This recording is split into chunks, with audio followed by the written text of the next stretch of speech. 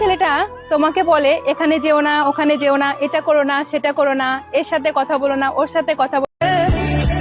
আমি বেঁচে থাকতে না, আমি মরে যাওয়ার পরেও আমার থেকে বেশি যদি কেউ ভালোবাসে তোমাকে। ফাইনালি তোমার জীবন থেকে চলে গেলাম। নাও এখন তুমি মুক্ত। না এখন তোমাকে কেউ বিরক্ত করবে।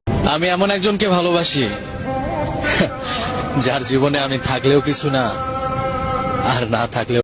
কথায় কথায় তাকে অপমান করছো, তাকে অবহেলা করছো, আর তুমি ভাবছো ইস সে কি বেহায়া, সে কি নির্লজ্জ।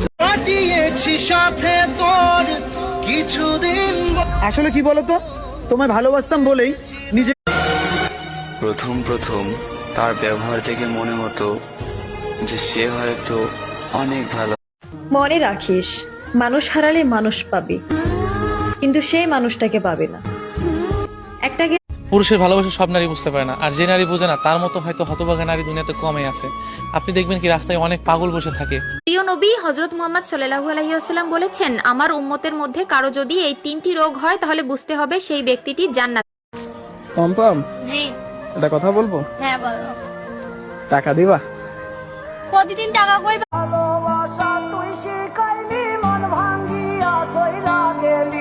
বন্ধুরে তুই মানুষ।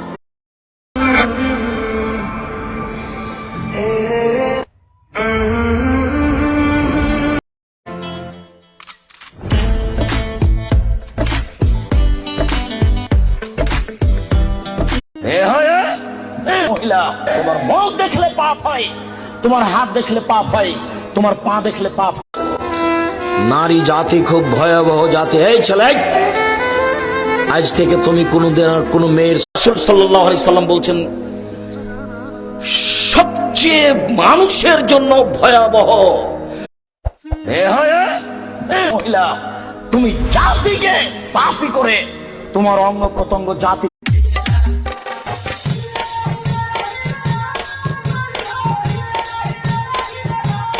কতদিন বললাম আপনাকে যে স্বামী হলে 5টা জিনিস লাগে, 5টা জিনিসের নাম স্বামী।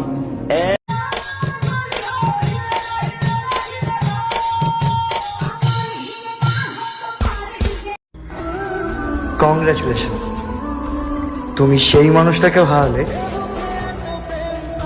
আফসোস আমি কোনোদিন করব না, আফসোস তুমি একদিন করে বলবা যে ওই পাগলটার মতো করে কোনো